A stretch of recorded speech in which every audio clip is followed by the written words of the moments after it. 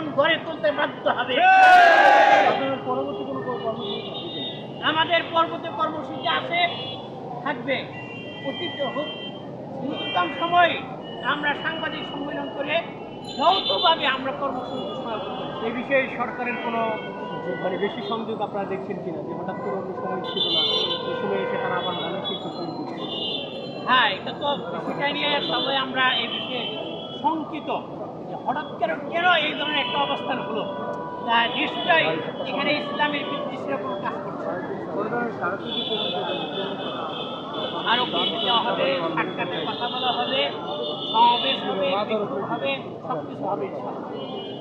ভাই, এর আগে তো মানে হাই স্কুলগুলোতে তো ধর্মীয় শিক্ষক ছিল, হিন্দু ধর্মের এবং মুসলিম ধর্মের দুইটারই ধর্মীয় শিক্ষক ছিল, সেক্ষেত্রে প্রাইমারিতে ছিল না। আপনারা এখন কি দুইটার ক্ষেত্রে নতুন করে নিয়োগ চাচ্ছেন নাকি শুধুমাত্র প্রাইমারি ক্ষেত্রে? আমরা সব জায়গায় ধর্মের শিক্ষক চাই, প্রাইমারি এবং হাই স্কুল দুটোর মধ্যে আমরা ধর্মের শিক্ষক চাই। এখনো অনেক হাই স্কুলের মধ্যে অনেক হিন্দু শিক্ষক ইসলাম ধর্ম শিক্ষা দেয়, এটা অনেক বিষয়। আর আমাদের দেশের মধ্যে অধিকাংশ ছেলেপেলেরা দেখা যাচ্ছে এরা ক্লাস 1, 2 পড়ে, তারপর বর্ণমালাগুলি চিনে না, সেখানের মধ্যে বাংলা, অঙ্ক, ইংরেজির মধ্যে গুরুত্ব না দিয়ে গানের শিক্ষকের কি প্রয়োজন হলো, এটা দেশবাসীর উদ্যম নয়। আচ্ছা, আপনারা একটি স্লোগান দিচ্ছিলেন, বিতর্কিত শিক্ষানীতি। হ্যাঁ, একটু বিতর্কিত যে কাজ, এটাই তো বিতর্কিত কাজ। গানের শিক্ষক নিয়োগ দেওয়া এটাই তো একটা বিতর্কিত। এবং ট্রান্সজেন্ডার এগুলিকে রাষ্ট্রীয়ভাবে প্রতিষ্ঠিত করার চক্রান্ত চলছে। আপনারা এখানে আজকের মতো আমাদের সমাবেশ এখানেই শেষ।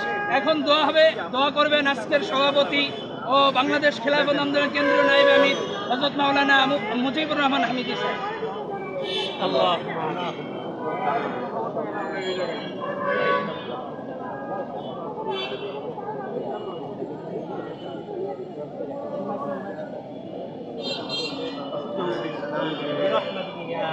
বাংলাদেশ খেলাফত আন্দোলনের পক্ষে কিন্তু আসলে মিছিল বের করা হয় জুমা নামাজের পরবর্তী সময়ে।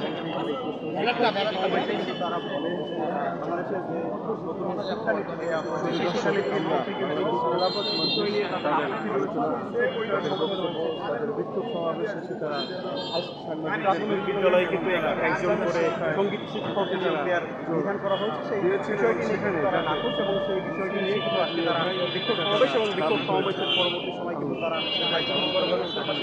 তারা বিক্ষোভ মিছিল নিয়ে আসে। বিক্ষোভ শেষ করা হয়েছে এবং শেষ করার সময় কিন্তু তারা বলেছেন যে বাংলাদেশে 90% মুসলিম দেশ, তারা জাতীয় মসজিদ বাইতুল মুকাররমে জুমার নামাজ শেষে বিক্ষোভ সমাবেশটি তারা নয়া পল্টন, বিশেষ করে পল্টন মোড়ে আসে এবং পল্টন মোড়ে এসে তারা মিছিলটি শেষ করে। পাশাপাশি এখানে বৃষ্টি হচ্ছে, বৃষ্টির মধ্যেই তারা সভা সমাপ্ত করলো দোয়া মোনাজাতের মাধ্যমে।